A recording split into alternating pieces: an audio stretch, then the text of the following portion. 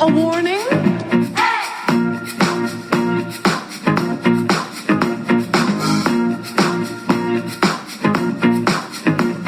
There ain't nothing to worry about.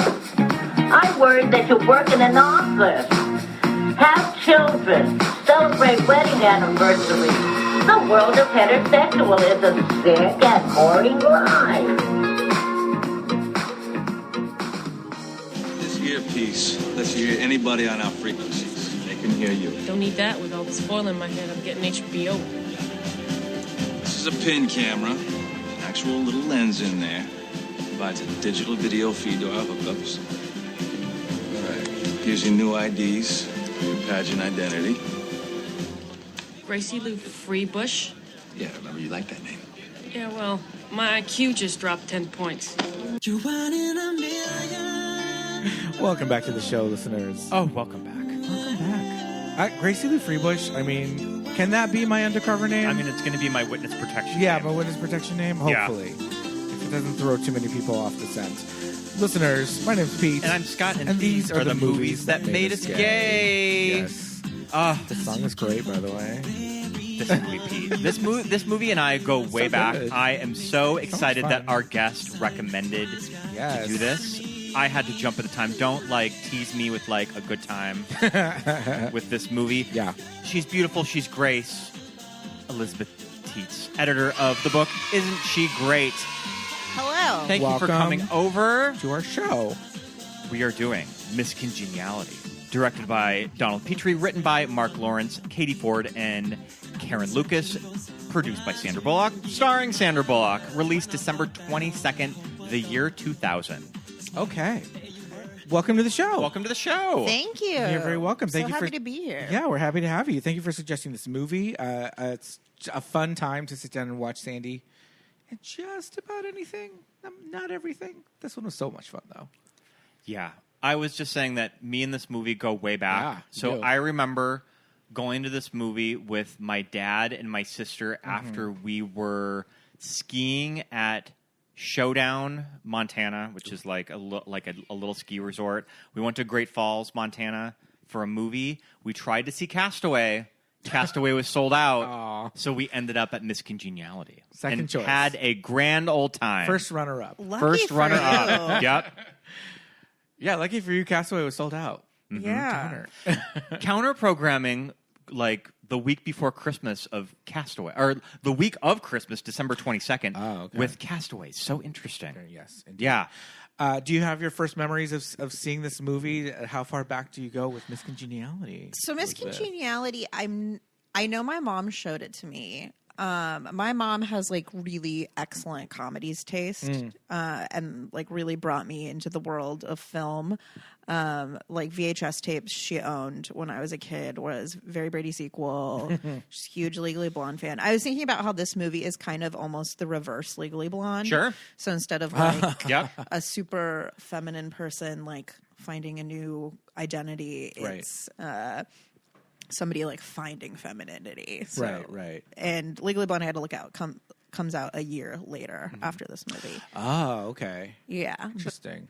But this is definitely in my mom's wheelhouse of movies she was showing me when I was a kid. I'm not sure when this would have happened, but during this time, my mom and her best friend Tony were showing me a lot of really great cinema, and this is probably one of their girlfriend movie nights, and I got to be a part of it.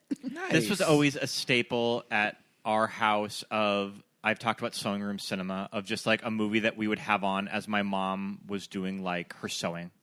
And we would just have a movie on. Sure. I'm pretty sure that Miss Congeniality was in that rotation. This is an excellent movie to do a craft to. Oh, Yes. definitely. Yes. Put this on in your craft room and you're good to go. Yeah. For the entire afternoon. You can sequin an entire ball gown. Also, I would say good movie to do day drinking too. Excellent. Yeah. If you're just having some mimosas on a Sunday and Miss Congeniality is on E. When I was doing the rewatch of this movie, I was like, oh my gosh, pizza and light beer does sound amazing. Yeah, that was kind of great. I don't have as far of a history with this movie. I kind of never got around to it originally. The first time you watched this was today. I mean, all the way through. I've seen bits. Okay, you've seen... Because this has to be a movie that I just turn on and watch 5 minutes on if it's Right. just on Sling. Yeah, absolutely. If it's on like the USA Network, But it's one of those on like a things Saturday where afternoon. I'm like, didn't Candy Bergen kind of play this character in other movies at this time? I'm kind of getting like Up in the Air vibes from the same character. I love You mean Sandra Bullock. and you everything. mean View from the Top? View from the Top. I'm Yep. sorry, not Up in the Air. View from the Top. I love Sandra Bullock in just about everything. But like you were saying, this kind of this woman finding her femininity in this role. We just for our Patreon, we just did a commentary track of She's All That, another movie where they get a empirically beautiful woman and just kind of rat her hair out and we're Pluck just her like, eyebrows. "Ah, this hag." Yeah, this is really where we get the trope of like removing the glasses. Yes, is this yeah. like era of cinema? Yeah. Just like already a hot babe just takes off her glasses and whoa. Yeah.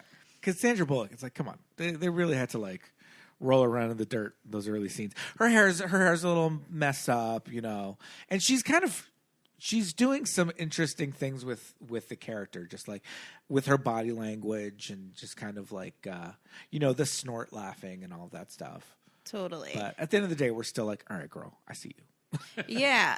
A really fabulous non-binary writer actually covers this movie in my book. And the main argument, Aubrey Jacobowitz is their name, and the main argument they kind of make is this movie is all about how like gender is a performance.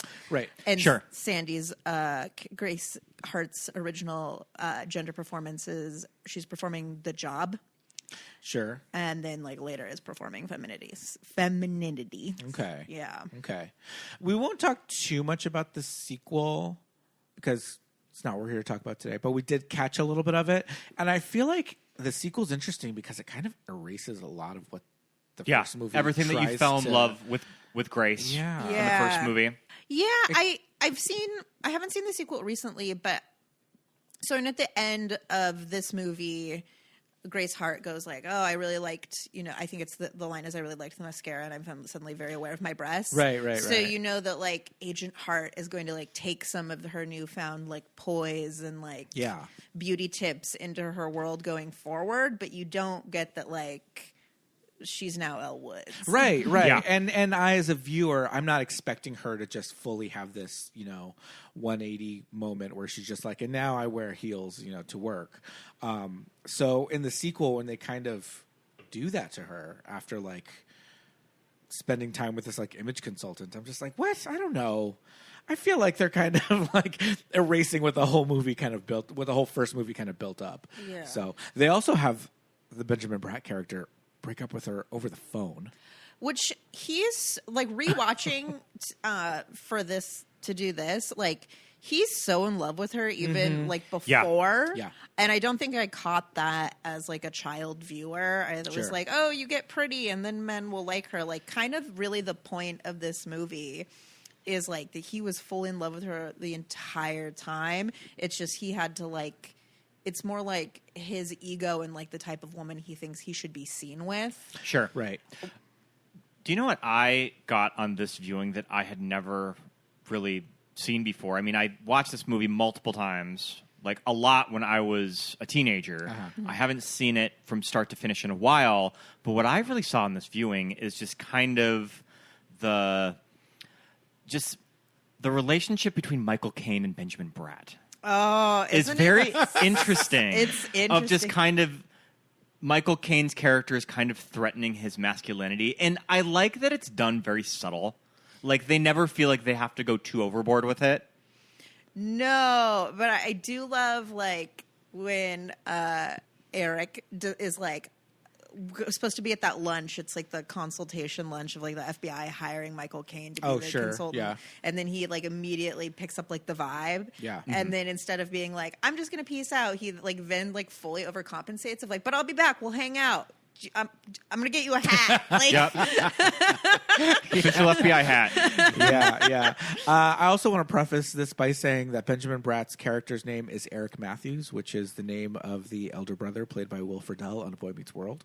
So Oh that my kind of God. threw me for a loop. Oh, wow. I was like, not Good catch. Not Eric Matthews. I think there are like 10 Eric Matthews. No, from yeah, this I mean it's an easy name, you know, it's a good name, but it's to me that's all I heard was like that's Corey Matthews' brother. But maybe I watched a little too much Boy Meets World. I feel like growing I up. went to elementary school with an Eric Sure, Matthews. yeah, That's yeah, funny. Totally. Benjamin Bratt was having a moment in late December. He was dating Julia Roberts. She brought him to the Oscars when she was nominated for Aaron Brockovich. Yeah. They were just really trying to make him into a movie star. Yes, and his thing was NYPD Blue, Chicago, a cop show. It was a cop show. It was a cop show. His big thing on TV was a cop show. I think. Law and Order. Law and Order. There you If go. dating Julia Roberts didn't do it for you, like you're just, it's not going to happen. Yeah. You know, and we were saying he's very handsome. Yeah. He's got like the whole package, right? So, But He's got charisma, too. But I was kind of saying one of those actors almost too handsome. is he kind of in the? Is he James Marsden kind of? Is he too beautiful? I don't know. Can you not buy him As an everyman? as an everyman? Kind of. I don't know. We also realized that he and Sandra Bullock had worked together in Demolition Man several years They prior both to this. play Both police play cops officers. in that. Yep. Yeah. Mhm. Well, yeah. They're LAPD. Well, LAPD. it's not LAPD. Yep. Excuse me. It's Demolition Man. It's set in the future. It's San Angeles. I wonder if, since she was the producer on this movie, if she cast him. So we had a question about some casting choices with Sandra as a producer. Oh, was that in the sequel? That's not It's in in the this one. sequel. It's in the sequel. Yeah, so okay. never mind. We're talking about the unofficial cameo from Octavia Spencer, where she introduced herself at a book signing as you can make it out to Octavia. And we're just like, is that What? Octavia Spencer? And I was like, And oh, then it wait a was. minute. I think that I remember an interview where Octavia said that her first job on a movie set was working on A Time to Kill. So maybe they just met on the set of A Time to Kill. Sure. Oh. And she just threw her this day job Yeah. Why not? Why for not? Armed and Fabulous. I don't know. Yeah. I kind of love Sandra Bullock. Kind of, you know, the fact that she's a producer in this movie. I think I really kind of like when actors, especially women, are able to kind of take control of their career and their choices. It's like clearly I'm not getting the roles that I want, so Right. I have to help create them. Right. Yeah. So I don't know. I kind of have always had like I was going to say a boner for. I won't say that, but I've had a soft spot for Sandra Bullock my whole life. I just like her a lot. So I'm just going to be like, she's great this whole time. You can have a boner for Sandra Bullock. That doesn't make you straight. Right? We call her Sandy. We call she's Sandy. She's Sandy. She's always going to Yep. be Sandy to us. You know, we feel like we know her here at the show. But so I'm gonna be batting for her this whole time, even though some choices in this movie are a little crazy. There's it's not as poorly dated as you might think. And I say that Sure. as somebody that just rewatched Bring It On. So Okay. Yeah. I mean, how we just watched She's All That last night. So Yeah. there were some dated tropes in that one. But I feel like there's things in this movie where I'm just like, we were talking about Michael Caine earlier, where I was like, is Michael Caine's character gay? I can't tell. Am I stupid? Should I know this? But I kind of like that Is he closeted? But I kind of like that they don't address it because clearly he's that comfortable with it that it doesn't even need to be addressed. Right. Because the whole Is it- thing about is it like that type of thing? gliding is not what I'm talking about. Him saying like walk like this, like haha, that's funny. I don't think that made him gay. But certain things like towards the end where his Well, interactions he with was- Benjamin he was Bratt, kinda checking out things Benjamin like that. Bratt, Where I was yeah. like, okay, this character. I think Michael Caine's playing it like I know that this character is gay. We're not going to say it, and maybe this character might just be kind of. He doesn't even really talk about it with everybody, so Sure. it's like even his peers. I don't know. what are the counterpoints for him not being gay though? that them not addressing it? Just them not I guess, addressing yeah, it? yeah. Because I feel like, I guess they don't do it with Diedrich Bader in the sequel as well. Her like image consultant guy, but he's playing it a little bit more. A little bit even more flamboyant. Right. Yeah. I think, yeah. The maybe we're just supposed to assume that. I guess I'm just thinking about the time period in 2000. Or the audience is just like, oh yeah, he's gay, but it's like it's Michael Caine. Yeah. He can play any role. Coming off of that second Oscar win for Cider House Rules. Love it. Love it. You know, Yeah. same type of material. But yeah, so there's not too many like cuckoo choices out there, but I think a lot of the humor in this movie is like there's some stuff that's I feel like especially the big memeable joke about April 25th.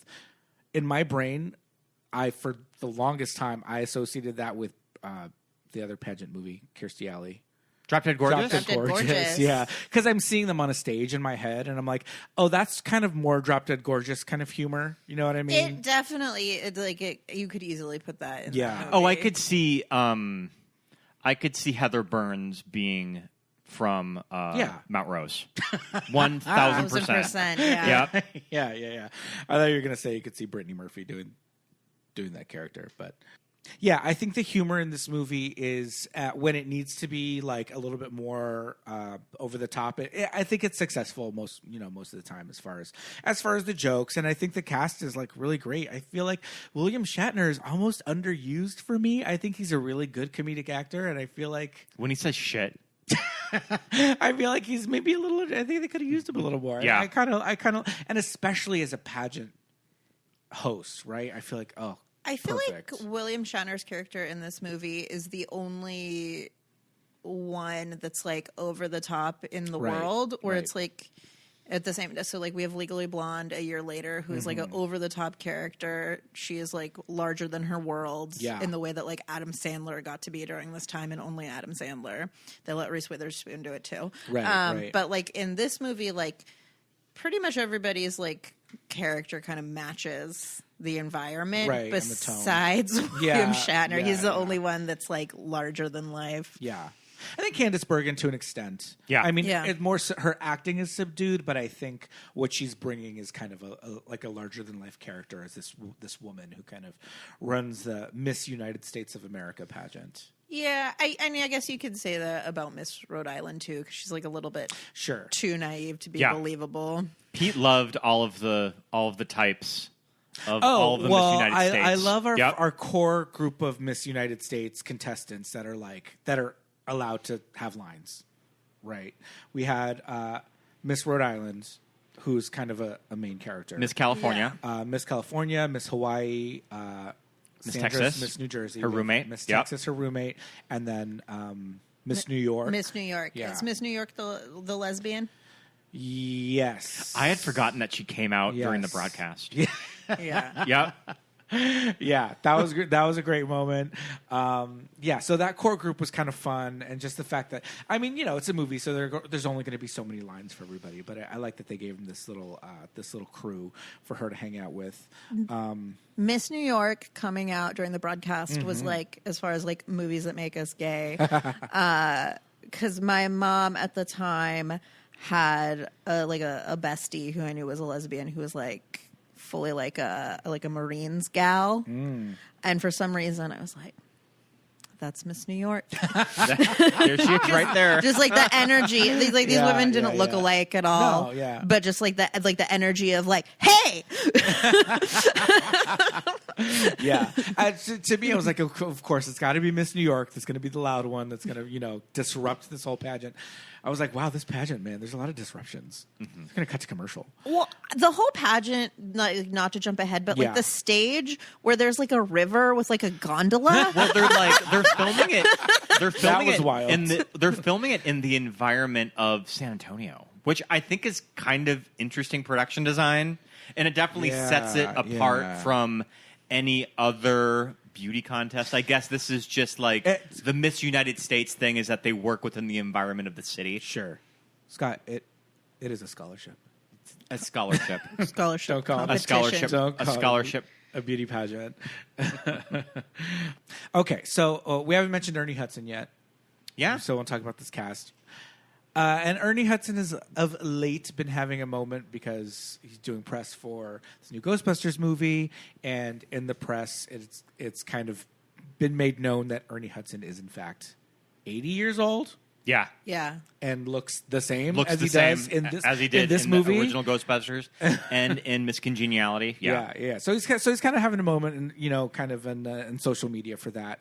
But happy to see him in this because I feel like I don't really. And he see plays him that classic, like, hard-ass, right. I guess, like, this would be, like, the police chief. Right. Yeah. Yeah. So this is a character type. So I want to talk about Gracie as this FBI agent and kind of her place within the FBI, right? We start off at this bust in this Russian restaurant, and she's kind of embedded in there undercover, and seems like she speaks Russian. You know, I mean, she has a book about Russian, but like, she's in there, she's doing her job, and like the main like Russian mob guy starts choking on a peanut, and I think it's like legit, like within the universe of the movie. Yeah. And she's just like, if he drops dead, like we got nothing, so we gotta like save him. And Ernie Hudson is like, no, don't touch him. He's still armed. You know, we can, you know, bad shit can go down. So she decides to go in and give him the Heimlich so he doesn't die on the spot. And they can get their collar, right? And one of the agents does get shot, which is bad. Yes. But they get the guy. No one gets killed. It seems successful to me. I feel like, are there other factors? Are we supposed to kind of understand that there's more? She's kind of bumbling. She just in didn't general. follow orders. She didn't follow orders. That was the thing. There's orders, and she didn't follow them. Yeah. That whole kind of scene is like very interesting from like a feminist perspective. Sure. Just like one, like she's like the woman, Yeah. like because like a guy eating alone in this like Russian restaurant, I feel like would have been literally be like, that's an FBI agent. A little too suspicious. yeah. So she's like the one reading a book, and then like, oh, she like was compassionate and like let emotions take over. Yeah. But like, I feel like if like a man would have made that call, they would have been like, good call, Gary. Yeah. Only one guy got shot today. Yeah. Like, this is a win for us. Promoted. Yeah. Just think if he actually would what have I'm choked and saying. died. Yeah. We wouldn't have had anything. Exactly. And that's her whole point. So that was my thing. I was just like, I don't think that's enough for Ernie Hudson to just be like, you're bumped down to getting us coffee. Like, you're coffee bitch from now on, right? Yeah. Which is probably something that women in the FBI have had to deal with forever. I mean, as long as they've been allowed in general. to be in the FBI too. Sure. There's just kind of the sexism involved with that. Just too. in all of law enforcement. In I all saw law enforcement, Silence of the Lambs. I know how it Yep. is. Yeah. So we kind of see that she's just not really trusted by her superiors and kind of her peers too, as well. Because when they are having this whole situation where they do ultimately find out that they need to send somebody in to the Miss United States of America pageant, and they pull up this like Cher Horowitz like computer program. Oh, are you? Don't you all wish we had that? I want both programs. Yeah. Are you talking about? Are you talking about the Dress Up Sally website? The Dress Up Sally website, yes, indeed. He merged like the FBI database, yeah, with the Dress Up Sally app, and like, yeah, because apparently the FBI database has like a Facebook. It's funny to a watch full body photograph. Yeah, Literally, I was watching that. I was like, "Is this where Zuckerberg got the idea?" no, it really is. It's like a college, I mean, they used to just call them Facebooks, like at the time, right? It's exactly like that. And first of all, the tech for this, like, what is it called? Super Sally. The Dress Up Sally Dress website. Up Sally website. This shit is not real. They just literally took photographs of these actors in the different getups, right? The polka dot one piece bathing suit that Ernie Hudson is like that is a picture of Ernie Hudson in a polka dot one piece bathing suit. This is not like graphic design like The like Barbie Miss Hawaiian Tropics ball gown though. Yeah. Kind of fierce. I'm Benjamin Yep. Bratt, right? Yeah. But like the fact that they're all in this room and there are other women in this room besides Gracie, and they're like pulling up photographs of women who they Look at these trolls. in the universe of the movie, they work with these women, and they're like, "Look at this hag! Look at this hag." It is wild." And not only the men, but the women too. They're just like, "No, get that piece of shit off the screen." Oh, and there's like one woman in the entire FBI who they're like, she's kind of hot. Maybe she can Right? do it. But it's like, oh, pregnant. She's on her period. she can't do the job. Yeah, I was like, she's got to be pregnant. There's got to be something wrong. She's on maternity leave. And wouldn't you know how Gracie clocks the maternity leave from standing that far back on the computer screen? Right. I mean, yeah, she's like behind all these. Yeah. men, like, She really just knew from like being at work and actually caring about other humans. Yeah, Yeah. probably true. I mean, I know They made her plan the work shower. Oh, absolutely. She is on the party planning committee for 100%. We don't have to talk about it too much because I already mentioned her being coffee bitch, but I do have to give this movie some props for actually having liquid in the coffee cups that Sure. she's carrying. You got really was like, excited. "They're You got coming!" really excited. And I believe that they cut the trailer to this of when she's in the cop car. Yeah. And she's speeding down the streets, and then you see her go into this crowded room. She goes her way to the front of the line, Yeah. and then whips out the badge. Yeah. Official Pete business. Official FBI business. You got really excited, and you're like, all right, what's the gag? Yeah, I was Like, like, where is what's- she going to be? what's the reveal? Is she getting Yep. donuts? I was like, yeah. She's getting donuts. Is she getting laundry? What is it? Turns out to be Starbucks. And then when she's back at the station, she has 2 carriers with the 4. And there were the clear plastic, grande cups. So you had to see that there was actually liquid inside. Starbucks was in every movie at this time. Oh, yeah. We're like now you're like this is the local coffee shop. Yes. But like the 2000s were like there's one coffee place. No, I commented as we were watching. I was like, it's actually Starbucks. Like, they don't do that anymore. Yeah, now it's just like Joe's Coffee, like on the corner. You also got really excited when she ordered the pint of that. You're like, The what?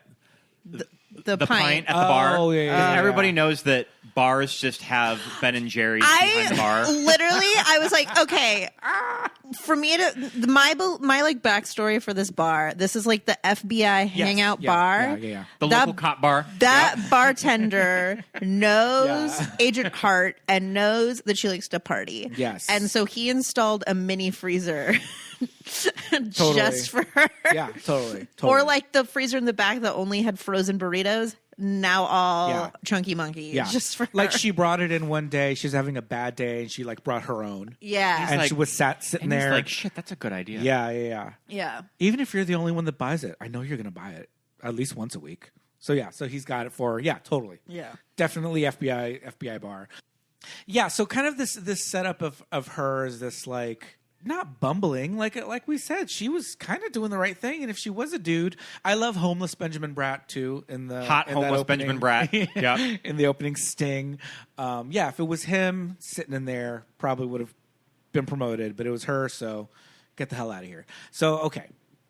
Now they're like, all right, you look good in this quote unquote digital bathing suit in this program, which I don't know if you noticed, but they put her at the image is like slowly loading because it's the year 2000 and the bathing suit shows up, but she's still wearing like cop shoes. Yeah. They're all still wearing cop They're shoes. all wearing cop shoes. I thought that was kind of a funny little beat. Okay, so this is the crux of our movie. She is not a girl's girl. She does not comb her hair. She even says, I don't even own a comb. Right? Yeah. Okay, fine. Believable. So now we've got to she's gotta be in a dress? What? No, I've seen everything. And we got to go out to San Antonio for the Miss United States of America pageant. But Benjamin Bratt, Eric Matthews, because he's madly in love with her, he just doesn't know it. Right. Actually, so she's supposed to be like on like probation or like desk work, and he's like, I believe in her. Yes. Which is like Yeah. the thing that makes him like worthy of getting her at the end is he like believes in her. Like he does see her as like a human being. Right. Which is why I do not recommend you watch the sequel. Because He no longer sees her as a human being. he breaks up with her He over breaks the with her over the phone. Yeah. This is I can't believe they did that. Okay, because Yeah. this era of film is really, and we've like actually I feel like lost this in like women's comedies and rom-coms in general, is there's always like people that don't see our lovely leading ladies or like can't see their potential. Right. But then we get Benjamin Bratt as Eric Matthews in this one. Maybe doesn't see her as like a sex object, but sees her as like a person who's good at her job. Right. And then in Legally Blonde we get Emmett, who maybe like thinks she's pretty, but also is like, you'd make a good lawyer. So Yeah. we always, for like every guy who like can't see, we get one who does. Right. Which is Bring that back in cinema. This is the Penn Badgley character in Easy A. This is true. We've been on a big recording kick, so we've been watching a ton of movies this week. We just recorded Easy A. And yeah, the Penn Badgley. I was, in fact, commenting on that very thing in that movie. I was like, so he's the guy that sees through it all. Yeah. He sees through the ruse of, hooking up with all these guys and still sees her for the friend she always was and everything. Usually, like in teen movies, I don't know, maybe I expected him to be a little bit quirkier. But yeah, Benjamin Bratt's really filling this role. It helps that he's like just super handsome, but they are antagonistic with each other at the beginning. So they have their It's like brotherly love, kind of, right? though. Because they have. What is the argument when they're having their like self-defense kind of like wrestling match at the beginning? He wants her to do it, and that's when she said, "I'm not going to parade around and be Gracie Lee free bush." Free bush. And he's like basically being like, "Come on, Yeah. you can do it. This will like help you regain trust. Yeah. You're a good field agent." Because what's he getting out of it? Well, at he's that in point? charge. Okay. They made they made him in charge. So if he doesn't have someone who can like pull off this job, he's also fucked. Sure. So they kind of like need each other because I think it's like implied that she's gonna go in front of like some type of like disciplinary committee, and it's probably not gonna go well. Right. So she needs like a redemption arc. Yeah. Okay. I like that. I do like that they mention very briefly, like, we are New York FBI. I guess that's a thing. And they're like, we're going to be going to San Antonio. Even though I think think step on anybody's toes. I think FBI is located down south a little bit. Well, I don't really know a lot about the headquarters is in FBR. Virginia, I think. Yeah, it's Virginia. I was like, where do they go in the X-Files movie? Virginia. Believe it or not, listeners, we're not in law enforcement. No. So we have no idea how the FBI actually runs. If anything, we've learned it all from Silence of the Lambs in this movie. So. And there's just something about movies of this time, especially movies that were considered date movies, that we got to have something for everyone in this movie. We have to have something for... Well, the big sting operation at the beginning. The big sting operation is going to be for the boyfriends. Oh, my God. For the woman's going to drag her guy to the movie. Right. Christmas week of December. Right. And the whole FBI aspect is kind of put there for the guys. Sure. And that's what they're going to really gravitate to. Yeah. I was also getting just some vibes during that kind of self-defense little fight meet cute. They were wrestling. They were wrestling. They were wrestling and hollering all over the place. I was getting a little Catwoman. A little bit. The basketball. I mean, the basketball game. Catwoman. Starring Benjamin Bratt. That's why I was thinking of it. Because he's like, he also had this like physical, like sporty kind of thing with Halle Berry, and it was this ridiculous basketball game. I think this movie's a little bit more successful in this scene than Catwoman, but it was definitely harkening back. I love a good makeover scene in a movie when they're done well, and this one's very satisfying. It's so good. They really pull out all the stops in this one. Yeah. It might be this. Oh, yeah. This is my favorite makeover montage. Definitely, but for sure, it's this one. In this full airplane hangar they have got. It's a full airplane hangar. It's very Wizard of Oz. Sure. Oh, absolutely. Yeah, like in the city of Oz. Yeah, it's very, especially because they're all of these like hired like people of various professions are wearing the same outfit, very much like Oz. Yeah. They're all in like the pink. I want to hear like the stories of the dentist or the cosmetologist that had to tell their partner of, so I'm getting a lot of money from the FBI to go give this one woman a makeover, and it's in a warehouse in San Antonio. Yeah. So I'm going to be there for tomorrow. Yeah. I'll be back. Yeah. I'll be back on Friday. Yeah. There's like what was that really fast? There's like a Concorde plane just like in there, just parked behind them.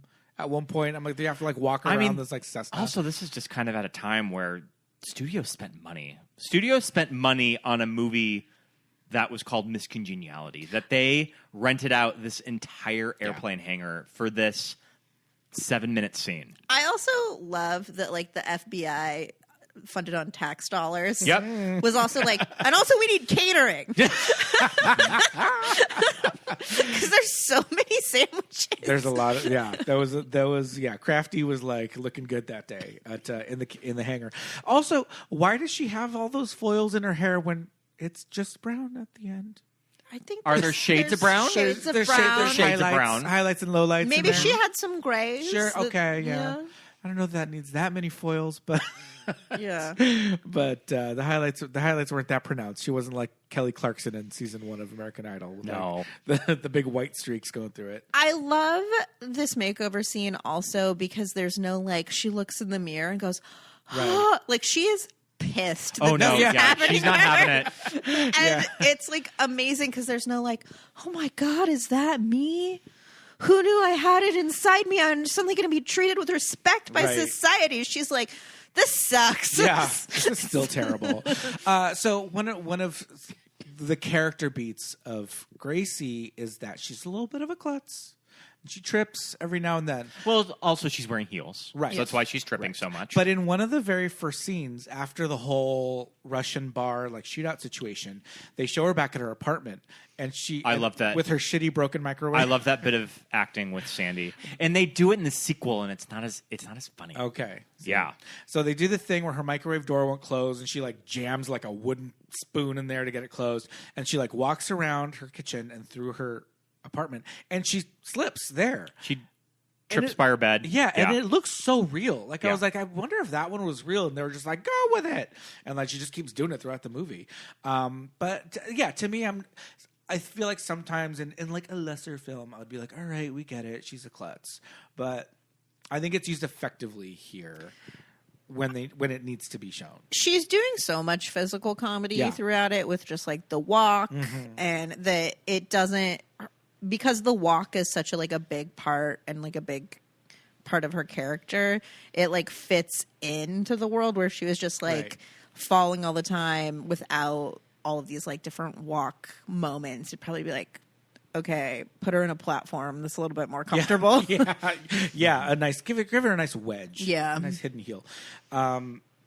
Okay, so then we do meet all the girls we talked a little bit about, including Miss Rhode Island, who memorized every contestant except her own. And herself. she knew that Sandy had to be Gracie because her picture was not there. Yes. Right. Do you think that they had like a piece of paper in like the pamphlet that they're given that Miss Rhode Island has gone to the second runner-up? Yeah. Like a little paper of like update. Just thrown in Well, there, it's because yeah. Miss New Jersey was in Armageddon on. She was in that? Yeah, I loved that. yeah, no, that was great. Armageddon on was funny. Yeah, she's probably going to drop out soon. Okay. The talent show. First of all, I love the talent competition scene. It's great. So like, is it Miss California is the one that sings opera, right? That might be it's either don't Miss California or remember. Miss New York. I Sure. don't remember. Yeah, I don't remember. But Gracie plays the wine glass harp. I always used to Which- do this with our wine glasses when I was a kid. Yeah, with one wine glass. With just one. Yeah, and you make the little noise, and it's fun. Mm-hmm. But like, and this pays off later in the movie to like get the pitches right for each note. Like each glass has to be at a certain. This is like a real skill. This is, I mean, granted, she could have learned this. I'm not saying it's impossible to learn. I'm just saying this shit is hard. Like it's really complicated to like create a glass harp with that many, wine glasses filled with water to the exact right level. You have to have like either perfect pitch in your ear or really good like portable tuner. I just think it's kind of amazing that this is the thing that they chose. It's a really good talent. Yeah, It is a really good talent. I have 3 questions about the talent show. Mm-hmm. One, and maybe this is like it. What was her outfit with the? With the she was like I was about to go a there. German beer She's lady. like a St. The Pauli Bavarian, girl. the Bavarian maid. Well, I think it's a little nod to Sandy's heritage because her mother is German. And Sandy speaks fluent German. Yeah, but Haven't you ever seen those interviews? Yes, but Yeah. it's not kind of mentioned. She just is dressed like St. Pauli girl and playing a glass harp. Maybe it's because, like, if she just played the, like, you're making a good point that the glass harp's actually like a real skill. Yeah. But they have to have like the scene where like her talent's ridiculous. Right. Yeah. Maybe it's just only the outfit that Yeah. makes it ridiculous. And it is funny, like when she switches talents in the Yes. to Sure. beat up a guy in that outfit. Works both ways. Did anybody? I have two things. One, balloon animals is a pageant talent. Right. It's kind of in the background, right? Yeah, there's a contestant who is like dancing and making balloon animals, which like I would go to that show. I would absolutely. Yeah, I love a good balloon animal. That's a great talent. I wonder what would both of your talents be if you were in a beauty pageant? Man, I want to be like stand up, but I would get like disqualified. I would probably like sing something from Hairspray. Ooh, Okay. I like it. I can fold a fitted sheet. Ooh, I think that bed mine sheet. would be. I think mine would be bagging groceries. Oh, I like it. Yeah. They give you like a dozen eggs, Yep. like a gallon of milk, And I'm really hard timed, shit. too. Yeah. Yep. meal prep. People love that. Yeah, that's a skill. Did you notice that someone was wearing Sandy's outfit earlier in the movie? Well, it's a little. Yeah, I think it's just a little. Well, it's a little nod When in she the background. gets off the bus at the when At she the first hotel. gets to the Yep. hotel, there's a girl There's a girl in in the the background. same Yep. German girl outfit. I mean, I guess just right? Oktoberfest is going on in the hotel also. Well, Okay. there's a lot of like nods to what's going to happen in this movie Okay. because like when the test dummy that they blow up Right. is wearing the Cheryl wig. Okay. So Yeah. that was a directorial choice that's kind Sure. of questionable. Speaking of Cheryl in the talent show, did you notice that in this part, this is before she gets the flaming batons, Right. she does not twirl that baton one time. I don't think she can. No, Is I she- don't think so either. Is she just holding it and just She's spinning it around? She's not even like spinning it. She's just holding it, and then at the very last, before they cut from her, she like flips her wrist. Yeah. No, when in the final scene when it's on fire, I mean, granted, it's on fire, but it may not even actually be on fire. That just might have been a post effect. If you can see her face, her hand is barely moving. Yeah. It's like her arm is outstretched. And like when it was from behind or kind of from far away, then you really saw the action and like the leg flipping around. But I did notice that. I was like, if it's the actress, she's not doing We a damn have thing. all this money for like a 7-minute scene in an airport hangar, but we don't have money for like a baton body double. Yeah. Sure. Yep. Yeah, I was like, all right. Also, she's in the movie a decent amount, but I hear there's a lot of downtime on movie sets. Maybe you can just practice twirling. If I was in a movie where they're like your character plays baton, I would know how to play baton by the end of that movie. Absolutely. Yep. Yeah. I would be like, what's that little girl in Game of Thrones, like flipping that knife around, like. Arya? Yes. Can she actually do that? Yeah, she was. There's like footage of her. Like, Oh, I didn't know that. oh yeah. I mean, I guess like if you're going to spend your whole childhood doing that, you might as well have something to show Sure. for it. Yeah, no, yeah, that Maisie Williams or whatever. Yeah, And I there's- suppose that when you can there's only footage of her work just so like- many hours on a movie set, you're going to have a lot of downtime when you're not on set. Yeah. And you're going to practice. Yeah. She was flipping that knife around like she was like Bishop in Aliens, just like twirling it, like picking her teeth with it and everything. She became like a pro. That's also smart because people are going to expect you to do that for the rest of your life. So Yes, exactly. Yeah. might as well make it real. Yeah.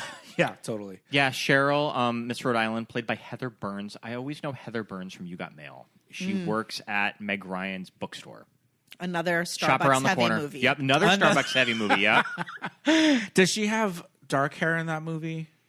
I don't remember. I feel like this blonde is not really sitting on her quite I think that she's a right. brunette. Okay, Yeah. that's what I'm thinking. She also went on to work with Sandy in 2 Weeks' Notice. So just kind of Okay. Sandy Sandy's- brought her back for another movie. Sandy has like her own Dreamlanders at Yeah, this era. Yeah. yeah, I love that. I love that. Just one last thing about the pageant. Just the image of her in this St. Pauli girl look with the, with the crinolines and everything, just lunging at this man. I just think it's so funny. But when she's like, he had a gun, and Candice Bergen is like, this is Texas. My Everybody florist has a gun. my florist has a gun. That might be like my favorite line from the movie, other than my favorite like subtle line. From the Yeah. movie. My florist has a gun. I mean, open carry states, That's not an exaggeration. Oh, that shit's wild. Like, Is when you everybody see has when you see handguns just strapped to people, and you're just walking. And through you're the at grocery Target? store. Yeah. Yeah. Oh, well, Yep. I'm from Oregon, and when I was 16, that was like my job at the movie theater as the door girl, is to tell people to take their guns back to their car. Oh my god, wild. Just like things to think of was like they gave that job to a teenager. Yeah. Excuse me, in your car, please. Oh my god. Excuse me, to your Wow. car, please. Wow. That is something that I, as a Californian, have never even really had to think about. That's so crazy. They always argue with you. Oh, I would imagine. every single like, time. to come and take it, right? To They would be like, "Where's the sign?" And I'd be like, "Right there." Did you serve alcohol at that movie theater? No, Oh, okay. it's just like a regular Yeah. family movie theater. It was Okay. part of a chain that I'm not going to say, but like, Yeah, right. you know, it'd be like, "To your car, please." And then eventually, I had to be like, "Okay, if somebody like, I'm not getting shot over No, this." Yeah. Yeah, if they're going to say like no or whatever, I'm like, Because I did work at that movie theater during the Aurora shooting, Oh, and my so gosh. eventually I was Yeah. like, "This sucks." yeah, absolutely. Oh my I God. do love the line that's kind of the setup to what Gracie's talent is. This woman has no talent. You don't have to say it in front of her face. This woman is not having sex on this stage. Oh my god. Kind of some funny lines. Oh my god. I love, especially because like later in the movie, there's like the whole thing where Sandy's only ever been on 2 dates. You're right. But like we're supposed to think she's like a stallion in the bedroom. Last thing about the guns at the talent show, when they do say my flirt, she says my flirt has a gun, and William Shatner just says, I don't have a gun. My family were Quakers, and I love that was really Sandy's. funny. I love Sandy's look at him when Yeah. he says, "My family are Quakers," and she's Yeah. like, "Oh, that's nice." I thought it was Yep. cute. It was just a little cute little thing from Shatner. I don't even think he says family. I think that it was my ancestors. My ancestors. My That it's like ancestors were from Quakers. far back, Yeah, my heritage. where it's not even like I'm culturally Catholic, but it's like my ancestors. Oh my gosh. I love that. Okay, so let's see. Okay, so the whole thing, the overarching like villain, or like the people that we're trying to track down, is the Citizen, right?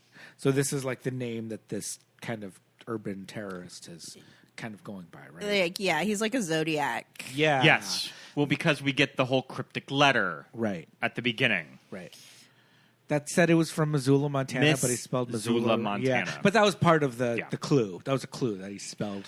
I mean, Yeah. this whole thing with Candy Bergen's motive for this terrorist. Candy Bergen cast as a beauty pageant terrorist.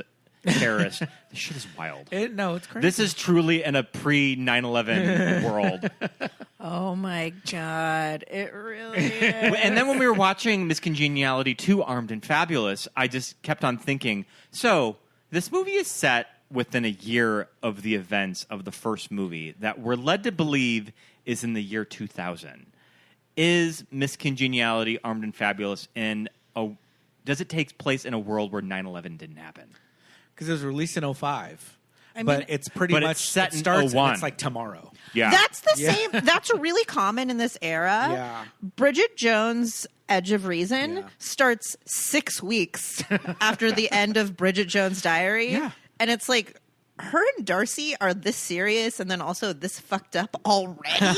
6 weeks later, yeah. Yeah, 6 Not a good sign. Yeah, no. We're wild. just like, dump him. You won't remember him in 2 months. Like, But yeah, judge just it by your the trap. weird shit that is going through my mind when watching these movies now that you're 20 years removed.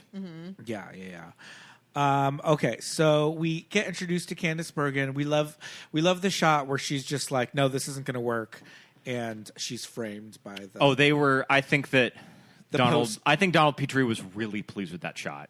the poster of the poster. of like pageant winner with the crown. Yep. She stands up and she's crowned. Just like, oh, love it. yeah.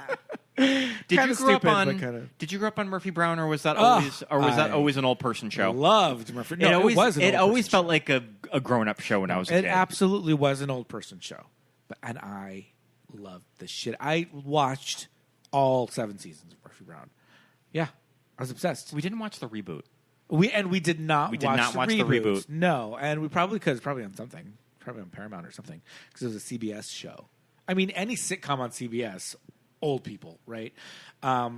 but I don't know. I just really liked it. She was just like a no nonsense like news reporter. She was a recovering alcoholic, Then turned single mom. single mother. She didn't need no man. She didn't know. A She did not. queer know, man. person loving Murphy Brown.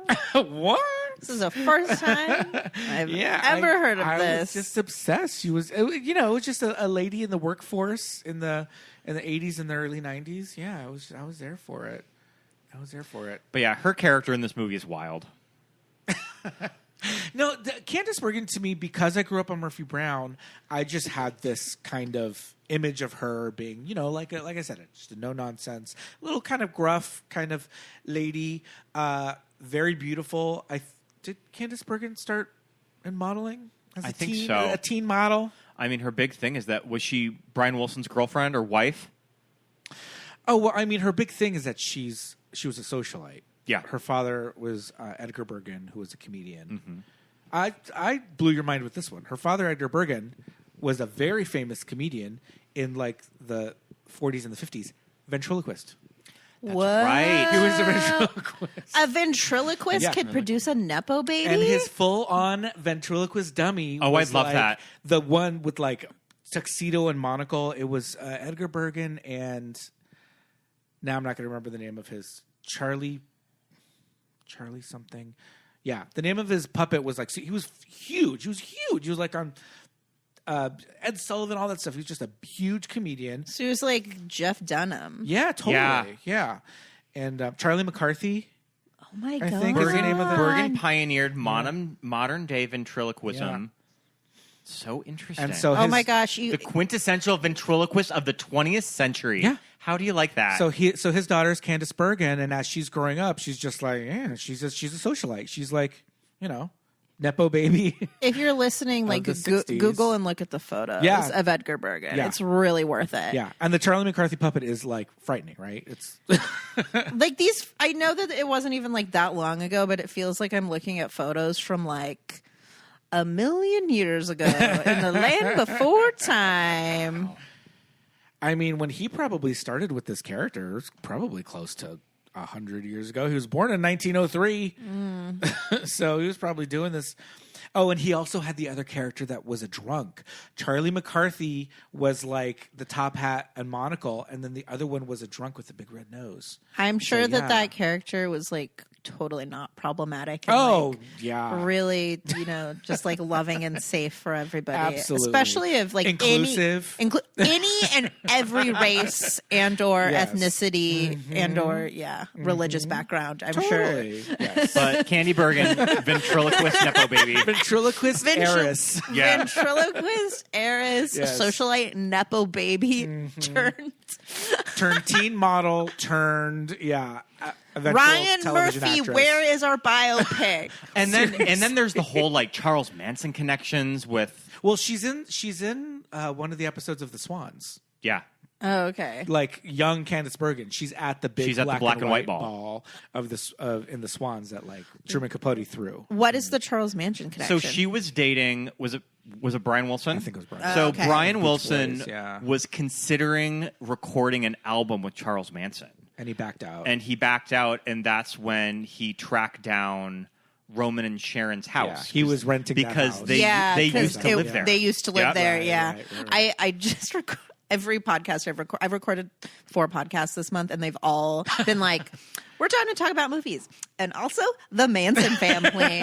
I mean, my publisher keeps being like, make sure that you're selling yourself as a film expert. And I'm like, but what if I'm also a Charles Manson expert? It's been covered in many films. Shall we talk about the Hillary Duff The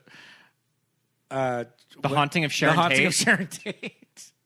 I'll let's come not, back for that. I don't know if it made me gay, but it did make me mad. Yeah, absolutely. We haven't seen it, but at any rate, fun fact about Candice Bergen. I had forgotten that. Right. I loved this aside. Yeah, This was great. Yeah, no, I mean, and listeners, seriously, do yourself a favor and look up Edgar and his puppets. I'm sorry. Yeah, are they puppets? Yeah, they're puppets. Yeah, they're puppets. Ventriloquist dummies. Yeah. Yeah. Yeah. So, So for me, Candice Bergen was always a little bit more of like a TV actress, and I think she kind of maybe around this time started doing more movies. I don't know in the pre-Murphy Brown how many movies she was in. But she was one of those actors that won so many Emmys. She just took herself out. She took herself out of the running. Do you think the Emmys are boring? Because so many people do that. Yeah, because that's They the must thing. be like a really not cool party. I mean, they have to be tedious. Yeah, when shows have been on for so long and the same people just keep on, when it was Modern Family for all those years, we were just like, oh, Jim Parsons. That's when it was. Jim boring. Parsons, I think, has like 5 or 4. Yeah. I think it would be really fun if you're on like a comedy like that, especially like the Golden Girls. If like you guys like drew straws of like, okay, who has to do it this year? I think that's what Friends did. Okay. I think they all, at least with the women, I think they all only one of them put their name in per year. Okay. So they wouldn't be against each other. Yeah. So did Courtney ever win? Because I don't think Courtney ever won. Yeah. So I think it was no-go. just Lisa and Jen. Yeah. Yeah, but I think that I'm pretty sure that's what they did. And they would all be in supporting. Yeah, right? but I think that's what people forget about Friends because of like how it it's the reception of it is that technically Monica was the lead. Right. Yep. Yeah. Yeah. Which if you're like, who's the lead of Friends? There's no lead. Yes. It's Monica. It's her apartment. It's her apartment. It's her brother. It's her brother's roommate. Her parents. Yeah. You're right. I never really think about it especially that way. how kind of season 1 and the early episodes are structured. Yeah. Oh, we love season 1. Originally written for Janine Garofalo. And she declined. Yep. The world we could have had. It was written for a Janine Garofalo type. Yep. Wow. I just like all the time, like a pretty thin actress. We might have to cut this out. All the time they'll be like, it's this actress who's like, they did a fine job. Right. But they're like, this is the like less attractive comedian that they wrote it for. And I'm like, yeah, the more quirky. Yeah. this is the person whose facial features are interesting that we could have had. And I'm like, I want to die. Yeah. Well, maybe, in some universe out there, I feel like there's a timeline where Janine said, sure. I'll take it. I was supposed to have a brunch with Janine Garofalo, and it didn't end up working. We love Janine. It didn't end up like I was. This is another thing we might have to cut out, but I'll just tell you guys this story. Yeah, anything you want to say. My friend, it was when I was still doing stand up, and my friend was in town, and we were like, "Do you want to have brunch?" And he was like, "Sure." And then he was like, "Can I bring someone?" And we're like, "Yeah, who?" And he's like, Janine Garofalo? And we're like, yeah, you can bring Janine Garofalo. And then we were like all like sitting at the restaurant, like everyone's sweating. And then he just like shows up alone. He was like, oh, she didn't want to come. And we're like, this is worse. Yeah, you're like, you should just leave. It would have been better to surprise you with Janine Garofalo. Yeah. Not get your hopes up. I don't know what I would have done though. Like if I would have just been like, hey, my friend Derek's coming. This is going to be chill. And then, like, Janine Garofalo shows up. I think I would have, like, fully freaked out. Yeah, that's true. I feel like none of my food would have, like, gone into my face. It would have just been And this was a time when I was, like, doing a ton of stand-up, so it wasn't, like, surprising to, like, meet other stand-ups. Yeah. But I think it was just because she's my mom's favorite comedian that then that, like, elevates her to, like... a true celebrity. Yeah. Where if it would have been like Margaret Cho, I love Margaret Cho, I would have been stoked, but I would have been like sweating. Okay. Yeah. Yeah. I wonder what Miss Congeniality would have looked like if it was a Janine Garofalo vehicle. Oh my gosh. I want to see that movie. Yes. With like a 90s Janine. Yes. Mm-hmm. That would have been amazing. She has played law enforcement. She's in Copland. Yes. Yep. Oh, that's right. She's in Copland. Yep. She's Sly's partner. Yeah. And in Must Love Dogs, we kind of already had like that's her, right? Truth About Cats and Dogs. Truth About Cats and Dogs, we already had like a like experiment with like her beauty and like she looks great. Yeah. So like she totally could have, I think, fell into this role. We would just had to have put her in a platform shoe. Yeah, I mean she's very tiny. Yeah, so that would have been a necessity. We wouldn't just like every other actor is really short, and then you just shoot it the right way. Right.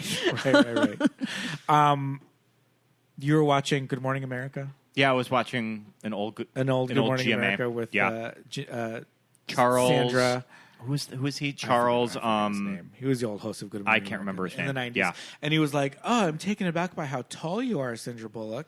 And I was like, and she's just like, "What? What's he talking about? Is she really tall?" And even she was just like, yeah, and she was too. She was like, where are you going with this? And he was talking about the billboard in Times Square. Oh, that's a stupid joke. It was a yeah, stupid joke. It was pretty corny. But for a minute, I was like, is she tall? Have I been missing something all this time? I only thought about that because we're... How tall is she? Like 5'5"? I don't know. I would think she'd be about like 5'8"-ish, but we'd have to ask old Siri. Scott's on the case. She's 5'7", so average height. Yeah. Okay. For a lady. That's tall. Yeah. Not 12 stories like good old Charlie Gibson. Charles Gibson. Gibson. Yep. Yep. Yeah, Good Morning America. I'm convinced like the only truly like tall actresses are like Nicole Kidman and Uma Thurman. Right. Yeah. And Charlize Theron. And Charlize Theron, yeah. Yep. All right. So let's see. Okay. I feel like the movie waits a good enough amount of time before until you get the reveal. Yes, because if it was any earlier, I would have been like, oh, they blew their wad too early. I like that they kind of reveal that it is Candice Bergen and her son. You know, at this moment when she's like looking through all of the fake notes that she's written or that she's put together. I mean, it's the motive is revenge, correct? Yes. Yes. I like the reveal too because like up until this point we think that Candice Bergen is just like kind of a dick because Right. she loves beauty pageants so much. And how could this evil troll Sandra Bullock try to show her face in this competition? Yeah. Yeah. Well, and then they kind of use Heather Burns as this red herring, too. Right, Which I think they do. interesting. Yeah. For me, for somebody who hadn't watched it all together in sequential order, I was very much like, what's going on, Miss Rhode Island? What's happening here? I have So it worked. many thoughts about like Cheryl as a character because she's a heightened character, Yes, but she's she like is. very naive, but in like a way that's lovable. And then they like this movie slips so many messages in like under the radar where she's like, Yeah. and then my college professor set me up and Yes. attacked me. Yep. And I was like, oh my gosh, Yep. this movie's going to talk about sexual assaults? Ooh. Yeah. And she kind of goes into the super religious parents, too, in the devil's panties. The devil's panties. So she kind of has this, like, religious trauma. She has this religious trauma. She also is like, but like stuff like that happens all the time. Right. And Yeah. Sandra Bullock has to be like, no, it doesn't. doesn't. And I think the only reason we like got that moment is because she's supposed to be a cop. Right. Yeah. Where if it was just like your gal pal would be like, you're right, Yeah. LOL. Yeah. Girl it's, things. It's 2000. But because she's a cop, she's like, I'm going to show you how to beat him up. Right. Although there was one line, and I know it was kind of a joke, but when she's she's trying to coax some, I think, information out of her, and she's got the pizza Yeah. and the beer, and they're like, pizza, beer, no. And she goes, oh, don't worry, she's just going to throw it up anyway. I was like, Don't you love back when you could just have casual eating disorder jokes in a movie? Yes.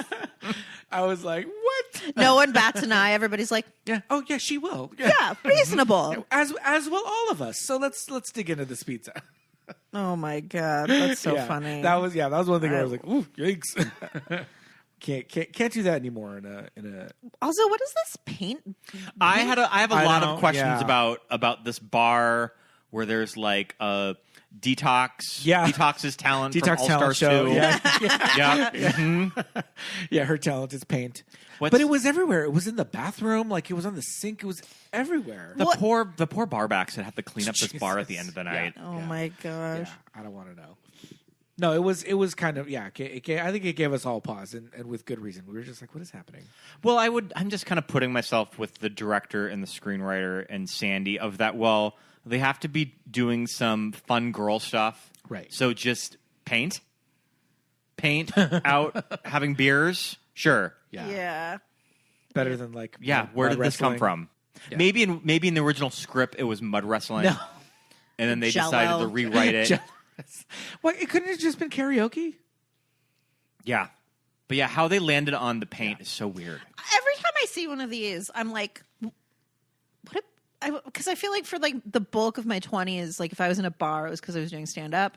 Where now I'm like, sometimes I watch these, I'm like, what happens in bars? Did I miss something? Yeah. Are there is there like a whole paintball bar scene that I don't know about? I don't know that that's Maybe a thing. Maybe it's a San Antonio thing. Yeah, maybe not. It's a famous bar when you go out in San Antonio. Yeah, I don't know. I feel like we a running theme for the past few episodes of ours has just kind of been: are straight people okay? No, I don't think they are. no, they all think they're culturally queer now, which is not a real thing. We're recording this the day of Darren Chris's "I am culturally queer" statement that I think that I just like exhaled when I read that. Yeah. I think there's going to be a lot of backlash for that one, but I don't know. I think that because he's like part of the Ryan Murphy circle, right. we're just going to be like, Have a this free is pass. fine, and not be like, how do you vote? Like, which is, how do you vote? Like, where do you donate money? What causes? And like, where were you on January 6th? Where were you on January 6th? And like, how many hands of friends have you held like when they're recovering from top surgery? Yeah. Like, that's what I want to know. Yeah, actually. So is his thing with culturally queer is that he's straight, but he just likes gay shit? Like Barbra Streisand? Is that like cultural? Is that who else? Is that culturally queer? I just like I don't know. I did because I want the privilege. I texted several friends today, and I'm like, can I pass as culturally queer, or is it like too obvious? I want my hand up your girlfriend's vagina. Yeah, man. Because I would like that privilege if I can be culturally straight. Yeah, is it just so that he can like go with girls into the changing room? And just be like, work, mama. Yeah. I'll hold your chicken fillets. Yeah, I mean, if know. Darren Criss is like culturally queer, I'm going to turn on my location for him because he's family now. Yeah. And he better like check in with me and walk me to my car. Yeah. I'm gonna ping him my location when I leave the bar with someone questionable. Yeah, and just let him know you better be watching where I am all night. Yeah, you're in charge. This Uber driver just asked me if anybody was at home waiting up for me. Yeah. I told him yes, culturally queer Darren Criss. Oh my god! I just need him and JoJo Siwa just in a room together with paint and like drums. Like I don't know. I need her to do her new dance and queer it up. Queer pop. Isn't that Queer pop? It's a brand new genre. Brand new genre. Brand new genre. You Brand new guys. genre? She just Yep. invented it. Man, I'm just saying Lady Gaga is quiet right now. I'm just saying She's holding her tongue. I never she identifies as family. Right. I'm not here to like say she's not. I'm just saying she's quiet right now. Right. I mean, she's got a movie coming out, so she needs like her PR machine to just be like at like a mid-level. She doesn't want to. Maybe she just doesn't want to. Like, she wants a steady line? Yeah, she doesn't want to like On poke her that nose graph. in somewhere. Yeah. Where Darren Criss said culturally queer, and like Lady Gaga just like jumped into some bushes Yeah. and was like, "I'm not part of this conversation." She did the Homer Simpson meme and just backed into the shrub. Yeah. I don't know. I feel like spiritually, Lady Gaga's probably been with plenty of women. Physically, who knows? Spiritually, and she actually is somebody who could, because she puts her money where her mouth is and Right. her Yeah, voice. absolutely. Yeah, I mean, Darren Criss is a fine actor. Darren Criss, you're welcome to come on the show, by the way. and tell us your and side of the explain story. yourself. Yeah, Yep. Yeah. Actually. JoJo Siwa, you are not welcome to come and tell your side of the story. Oh my gosh, no! Imagine JoJo Siwa pitches you guys if she wants to come on and talk about Mommy Dearest. You know, if she brought like all that candy from her bedroom, like that rotting candy, like But she's like fully like in a mother-daughter abusive relationship, and so sure, she was actually, like, yeah. I'm gonna come on and talk about Faye Dunaway. We're gonna talk about Mommy Dearest, my favorite movie. I love it. Nobody from my generation has ever seen Mommy Dearest, and I'm gonna talk about it on your show. Somebody's got to do it. Oh man, JoJo Siwa, is that you? Is she here? Is she on the? Is she on the? No. Call She with just us? called in. Somebody's got to do it. Yeah. Hey, if she wanted to come on our show, arms open. Does the Until Tesla then- still make appearances around LA? The what? The Tesla. Jojo Siwa Tesla. The Jojo Siwa Tesla. Do you think that she's going to upgrade to the truck? Oh, she better. She better if- upgrade to the if she's a truck. real lesbian, she's Yep. got to upgrade to the Cybertruck. Okay, real question. I Yes. feel like I already know the answer, but like, I'm talking about like tomorrow, not Right. for like all of time. Okay. Would you rather see the Jojo Siwa Tesla or Angeline? Well, if you see Angeline, you're going to have to shell out for all of her merch in her Yeah. trunk. Do I have like $60? Do in I my have pocket? like $100 in cash in my pocket? like Everybody has given Angeline $200 at Yeah. some point. It is just an LA tax Yeah. at this point. If Just- you win a date with her, you just have to bring her to Trader Joe's to go get a week's worth of groceries? to go get a week's worth of groceries. I'm Yep. so dumb that I put my name in the winter ride with Angeline when I lived in Oregon. And then I actually thought it was a rare thing that I won and flew here to do it. You did not, did you? I was here for DragCon. Okay. So I was already here. I was working my friend's DragCon booth. But, like, yeah, I did Love it. factor that into the trip. That's funny. You're all. This is a work expense. $150 at Whole Foods. Yeah. I think it love would that. probably be go out on a date with Angeline. On a date.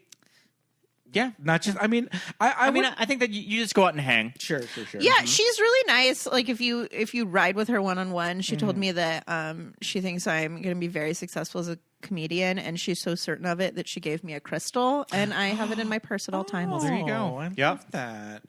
I got some business cards from her with my whole ass hanging out of the window. We the were passenger we were window of her- exiting the El Cap Theater, car. and we immediately saw the pink Corvette. Yeah. She was like in traffic at a red light, but I was like waving at her, and she like waved for me to, like she beckons for me Yeah. to come over, and light turned green and everything, and I'm like hanging out of the car, and she grabs a stack of business cards and she gave them to me. She said, "For your friends." Oh, she's nice. She actually, I think, liked hanging out with me for some reason because Oh, she was that's like, sweet. I have to go to the bathroom, and so she took me to Denny's, and like they clearly were like, Angeline's here to use our bathroom for free again. Like they fully knew her.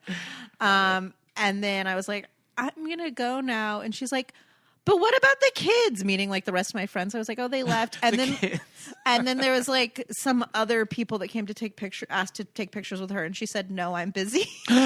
Oh, Well, see, she has her priorities. Yep. She was like, I'm having one-on-one time. Do I love that? I guess. Yeah. But although I have yet to see the Jojo Siwa Tesla. Yeah, we've never seen it. driving around town, so I don't know. She's busy these days, though. She's got a whole like career metamorphosis happening. I honestly I hope the best for her. No, yeah. And I do love because I fully think that her new song is kind of like you know how sometimes there's like sounds that like 1/10 out of the population can hear. Right. It's me and Marina and the Diamonds, or just she's just Marina now. Both she posted an Instagram story, and then both of us like listened to it, and we're like, I think it's kind of good, guys. It was And in my head all morning today. Yeah, by the way. I think there's like 10% of the population that are like, it might be okay. yeah. is it getting radio play right now? I have no I'm idea. just I doubt- seeing it on I doubt that it socials, is. and then the YouTube video that I've watched 5 times. But If you haven't seen it yet, don't like start with the music video. Start with Chapel Roan trying to get through it. Because she was like, I'm going to watch it. Turns it on and then goes, I can't watch this right now. Like, obvious that she didn't want the camera to see her face. we put it on for the first. Well, Scott watched it I think I watched it for the first time at my mother's house in Arizona with my 80-year-old Aunt Margie glued to the screen. Just because my Aunt Margie, who is in her 80s, is a kind of a pop culture kind of like historian. She reads people. She reads people, Yep. but like she watched like all of Gossip Girl, All Like, of the she OC. watched, like all of Yep. the OC. Like she watches like young people, quote unquote, shows. Soaps. Yeah. So she's all about like she knows who JoJo Siwa is, and so we put the video on. And she has grandkids, and too. She So, has young yep. grandkids, and so she didn't say a word. She's just watching the video. She's like, and I'm just like, oh my god, this is a lot. It was a lot. But The one thing that I've like learned from the past year of like pop stars is like they want to be subversive so bad, but they like don't know how. Like we had the Sabrina Carpenter Catholic Church one, and I forgot about that. Sabrina Carpenter the one that was just that we just saw. She was just at Coachella, right? Yeah. Sabrina Carpenter. Before you finish that, she reminds me of a pop star from a movie. she does. Like if you were to write a pop star character in like a blockbuster, this is what you would get. There is a doll, and I wish I could. There's a children's doll that literally like looks exactly like Sabrina Carpenter is wearing a Sabrina Carpenter outfit. It's from like the 80s. Oh my God. I'll try to find it for you guys. yeah. But if I was just like, "What is this?" You'd be like, "That's Sabrina Carpenter. That's a Sabrina Carpenter." But yeah, she does like a video in the Catholic Church, and like the Catholic Church got like very upset, and they actually like the bishop or whatever that okayed this music video got like in trouble.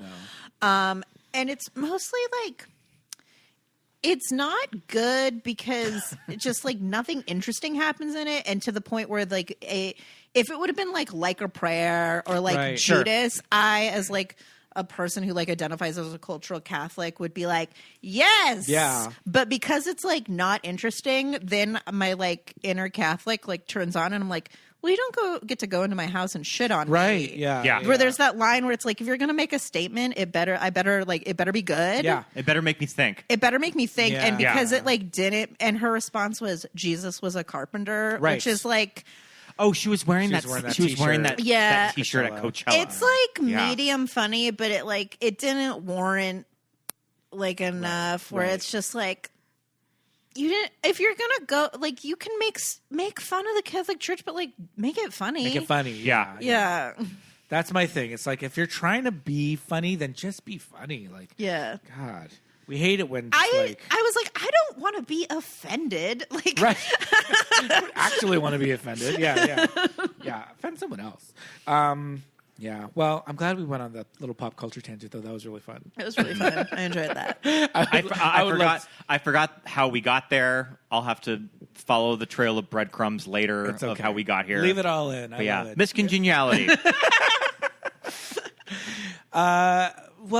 She. Okay, so this movie does have. I'm kind of a sucker of any movie with the line "Turn on your badge and gun." You're turning your magic gun. Turn on your badge and gun. Yeah. And it is in the movie. And I feel like even by the year 2000, Trope. that was a old as the hill trope. This movie has a few tropes. Like it has he's standing right behind me, isn't he? Right. Yeah. Like it fully has one of those. Yep. And it has a turn your badge and gun. Yes. It doesn't.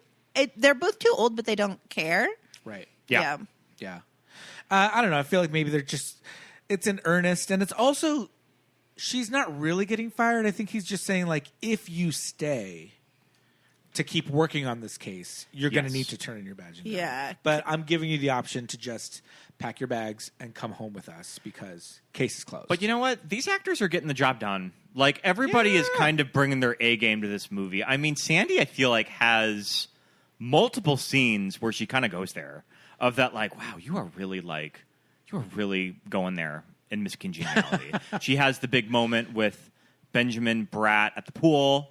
Where she says that she quits. She points the gun at Michael Caine. That one, I Which, was like, that shit is wild. It's wild. I don't think you could have that in a movie now. No. Yeah. Yeah. And it makes the clicking noise. Yeah, and just like how Michael Caine is like aware that there's a gun pointed at him, but we like the country had not experienced like the level of gun violence Right, we've experienced right, now. Where right. like if somebody pointed a gun at me at this point in the year 2024, like I would never talk to that person No, again. absolutely not. Yeah.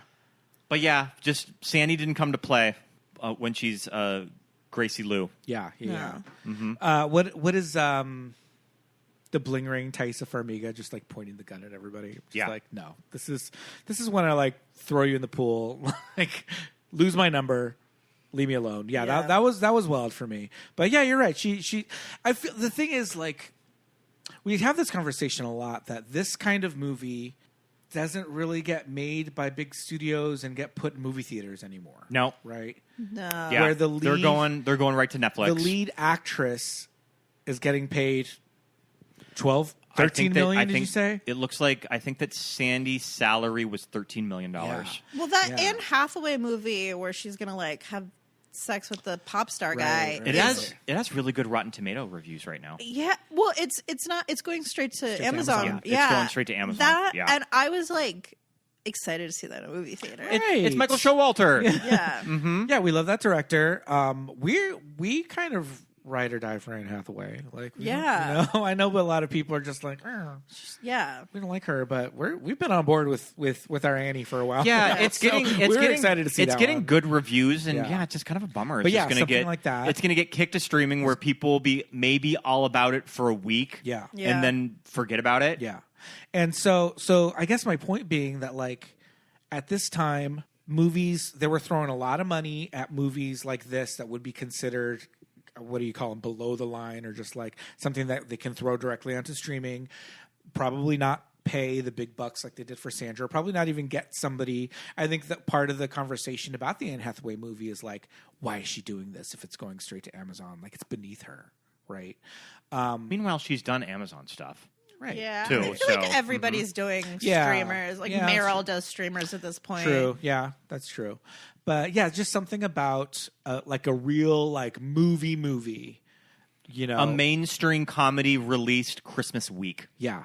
That was seen as like counter programming to something like Castaway. But like right now, everything has to be like Dune 2 or like a biopic about like a dead rock star. So I don't know. Like, I watch so many trailers like in the theater right now, and I'm like, all of these seem like a bummer. Yeah. Like an epic. It's like it's not like, oh, okay, maybe I'll learn something from the movie. It's like an art house movie. It's like, this is a super bummer with an explosion bummer. Yeah. Or someone's dead that we know is gonna die. Like, all right, if we have to see the Amy Winehouse trailer one more time, like in the theater, I just feel like right now every movie has to be a giant epic, a weird bummer. We don't just get like a fun, like a little old movie anymore like this. We don't get a fun caper like this. Yeah. Or if we do, it's about a brand. Right? Sure. It's like capitalism. I did just see in my notes that I did do a quiz. Ooh. That we can kind of do the quiz and then we can wrap up our let's thoughts do on a Miss quiz. Congeniality. All right. So I put together a little quiz of actresses who have been in or won beauty pageants. Okay. Ooh, I like Because it. I feel like beauty pageants they were this big part of popular culture, and especially fame, that it was kind of seen as like a stepping stone to get someplace, to be like an actress, Right. to be like a newscaster, that you would have to do your time in beauty pageants. Yeah. And I feel like sometimes they don't like talking about them too, like later on that you're in one. But I now put at together, this point, aren't all of them kind of like run by Donald Are Trump? any of them like a surprise? Yeah. some of them were. Okay. Okay, so I know Diane Sawyer. I know she's not an actress. but- Diane Sawyer is not in my quiz, but I mean she's a big part of Drop Dead Gorgeous. Okay, and Vanessa Williams. All right. Well, we got the first African American winner of Miss America. Okay, Williams. so I'm going to say the title. All right. Miss Orange County, whose talents at the time were oil painting and softball. Miss Orange Who was that? County. Is it Gwen Stefani's not an actress, but she's the only person I know from Orange Who County. else Is is it a Orange- famous Orange County, is a famous California? actress Okay. from Orange County? A famous actress from... She has a famous sister too. Ooh, I know.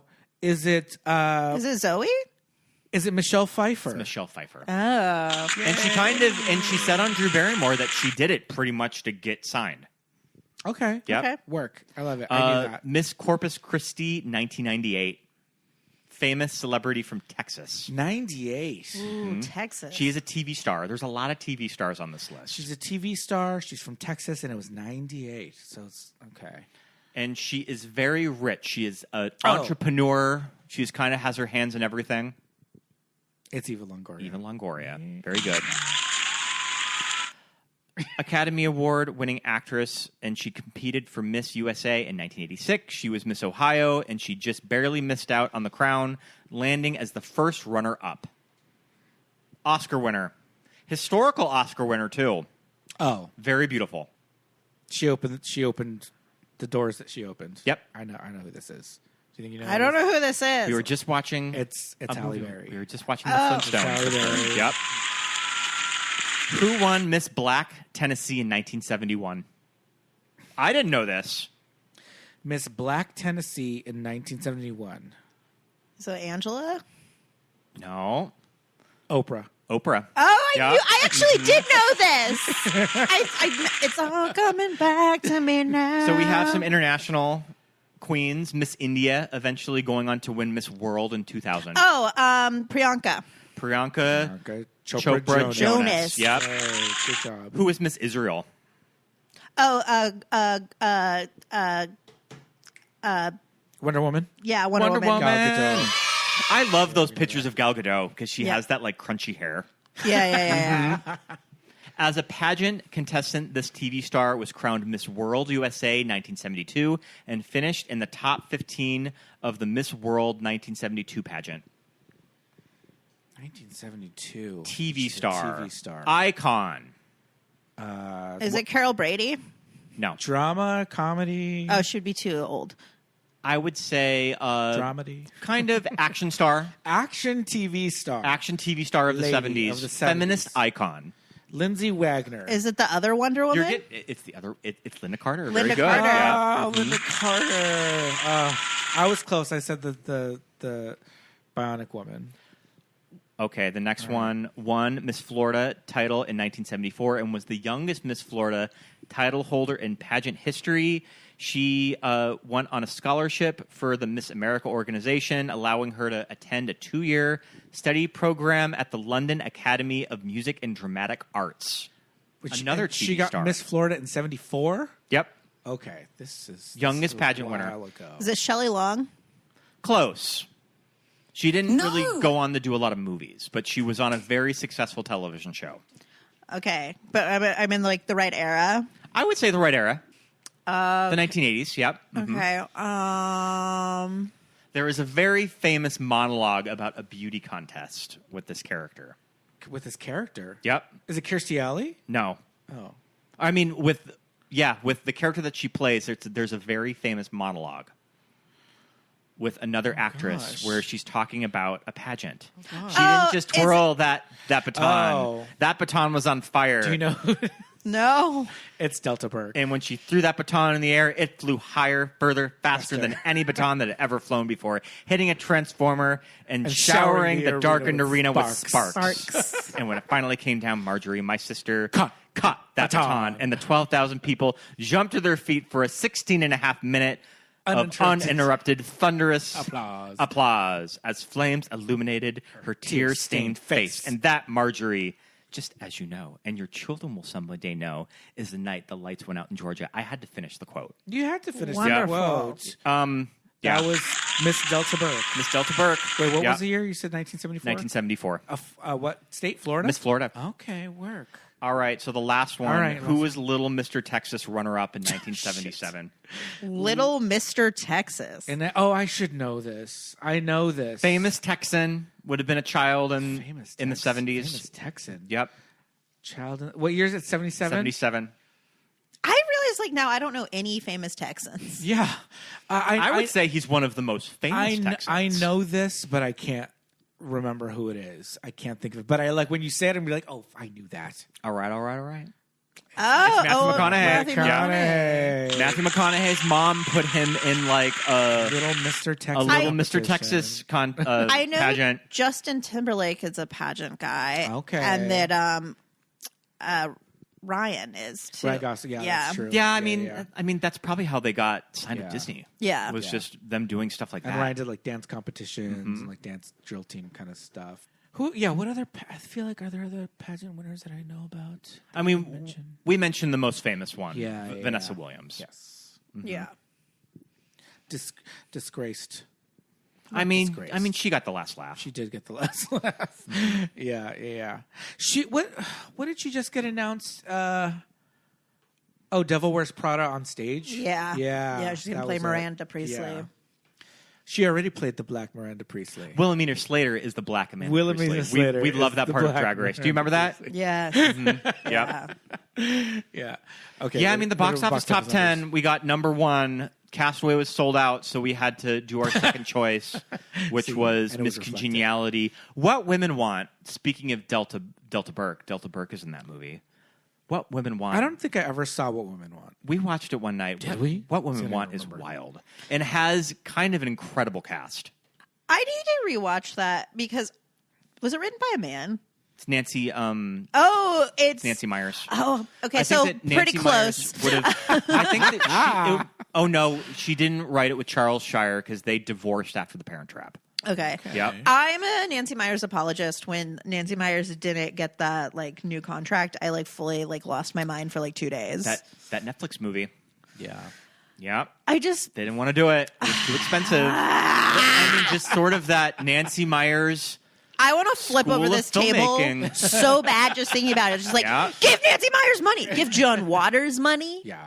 Why are there no good movies? And it's Nancy Myers and John Waters are we would like some funding. You gotta invest. hanging out. Instead, we get a fucking movie about a Pop-Tart. Yeah, you gotta. I mean, you get movies like What Women Want or The Holiday, or I mean, what are other big Nancy Myers movie?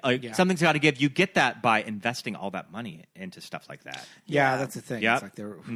That's what I'm saying. They funneled all this money into these movies that nowadays studios are just that's a streamer. Miss Congeniality bother. opened at number 3. I mean, it had a very modest opening and just went on to gradually gross more and more. Right. The Family Man, How the Grinch Stole Christmas, Dracula 2000, Oh, jeez. The Emperor's New Groove, Dude, Where's My Car, Not too- Vertical Limit, Crouching Tiger. Just what a time to go to the multiplex. What are you what am I double featuring here? That's when you could just hop and spend a day. What am I double featuring? Probably Miss Congeniality and The Emperor's New Groove. That's the other thing. We right now we have Alamo Draft House monthly pass. Before that, we were AMC Premiere, Stubbs, whatever. I feel now we'll pick a movie and we're just well, there's not really much else on. Sometimes we're looking and we're there's Yeah, it's not weird. really anything playing that we want to see. But then it was just you could got a walk lot to from choose one movie from. to the other when one ended. But it's not like that anymore. Ugh. Give Nancy Myers money is the point, I guess. Yeah. I guess. It's a point to a lot of things. Just give Nancy Myers money. I mean, I do say that I don't like The Holiday, but I mean, Nobody doesn't like We had The a- Holiday. I know so many people that are I don't really into that movie. I program a film series in Portland, Oregon. Still, this is the same name as my book, and I've been asking for the entire time I've had the series. I'm cause they always say don't bother having a December date. People don't really go to the movies. Right. It's going to be not very well attended. And I'm lies. Yep. but I have a movie I want to show. And this year they're finally going to let me do it. Okay. But that's another thing. The Family Stone is this movie with this freaking cast. Get out of here. This cast is huge. It's stacked. SJP hot off of Sex and the City. Yeah, and it's a family Christmas female movie.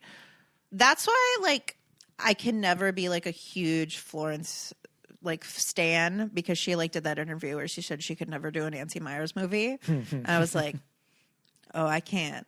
But didn't I she can't- do the Father of the Bride reunion part 4? No, part 3 during the pandemic? Florence Pugh did? Yeah. I hope so. I think that she did, and she's one of Was she Kieran's wife or something? no, she's one of the kids. One of the daughter- One yeah. of the kids from part 2 That they have. That yeah, they had. yeah. Okay, redeemed. Yeah. Yeah. Because when So, she did an kind interview, of redeemed. Yep. when she was I could never do that, I was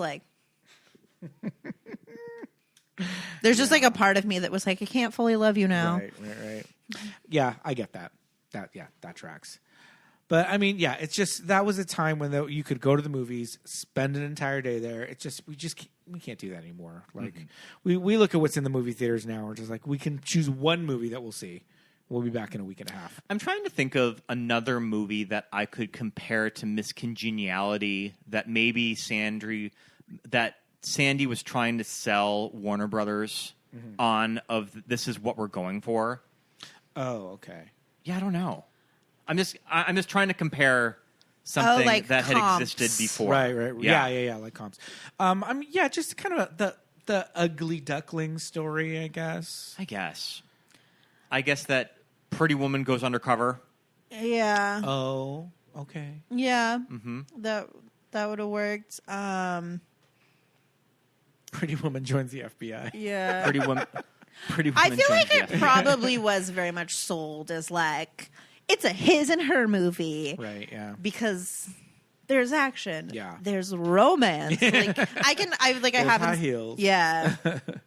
But there's also cops and guns. Yeah. Yeah. Well, I mean, at any rate, this movie's it's still fun. It was still funny. We were still laughing. One in a Million needs to have its murder on the dance floor moment that a new, like, the Gen Zers need to discover the song. Right. Oh my gosh, yeah, like they discovered. Who was the performer of One in a Million? I had never heard of him before. One in a million. I just want Cher to cover it so bad. No, it's right up Cher's Bossum? alley. Bosson. Bossum. Like, Bosson. what is that? Yeah. That's You not, Golden Globe nominated. wow. Yeah. Bosson. That's when the Golden Globes meant something. This is when the Golden Globes meant something. Yeah, they're working their way back up, are they? Sandy lost to Renee Zellweger and Nurse Betty. Oh. What a category. Yeah. Nurse Betty I rented, didn't finish. Yeah, you didn't like it. No. You didn't like the tone. No. And I feel like, did we try it again? And I was like, ugh. There's just something about Neil LaBute that just rubs people the wrong way. Rubs me the wrong way. Yep. Yeah, well, we got Miss Congeniality. We won't do Nurse Betty on the show. Mm-hmm. You can do it when I'm sick. Yeah. You don't even like that movie. You also did you not want to do Election? Is that I feel like I pitched something. He doesn't like Election. I don't not like Election. I mean, this movie's definitely more fun. Yeah, it's more fun. It's more fun. I feel like Reese is a very good actress. To the point where I'm just like, ooh, I just want to punch that Tracy Flick in the face. Wow. But Tammy's an iconic lesbian, though. Yeah. This is true. Yep. This is true. We like, yeah. No, it's that is, I mean, come on. Election's an iconic. We support women's rights and women's wrongs and women's rights to be insufferable. This is true. You know how many men are insufferable? I mean, yeah. You're looking at two of them right here. All right. Any last thoughts on Miss Congeniality? I'm glad that I got to revisit this movie. Yeah, I love it. I love it. Go watch it. Our thoughts mostly were about the sequel, which we kind of feel like was doing some. The sequel is kind of questionable wild. things. I feel like for movies that made us gay, maybe we should have done the sequel. Nah. Because, well, I think because that's like the queer-coded it's storyline. more so the queer-coded storyline with Gracie and the character that Regina King plays. Yeah. Yeah. This movie's still more fun. This one's a little more fun. Yeah. Yeah. I guess my final thoughts are gender is a construct, tear it apart. Love it. And then my favorite, like, kind of gag from this movie is at the end when Eric and Michael Caine's character are trying to, like, get backstage. Agent Eric has his, like, FBI badge, and then Michael Caine has a palette. Oh, yeah. He's like an open palette. That's the tiniest palette I've ever seen. Yeah. I think it's like a cream eyeshadow. Yeah. That's kind of fierce, though. It was Yeah. very funny. I Yeah. really Yeah. did enjoy that note. I was like, that's just the smallest. Well, I mean, just because palettes now are like these drag queen palettes that Yeah. are like the size of like a Bob Ross like paint palette. Yeah. Man, thank you so much for coming on the show. Thank you for having me. This was so fun. Do you want to Yes. talk a little bit about your book, Isn't She Great? I would love to. Yes. So it's called Isn't She Great? Women-led comedies from 9 to 5 to Booksmart. It covers that era of cinema. It is very queer. And there's essays from lots of different writers about things like lesbianism and Jawbreaker. And there's an essay about this Miss Congeniality in it, in gender performance. Also, I write about Legally Blonde, which is my favorite movie. And just like every kind of like in the vein of the show, just different writers talking about movies and the impact it had on them.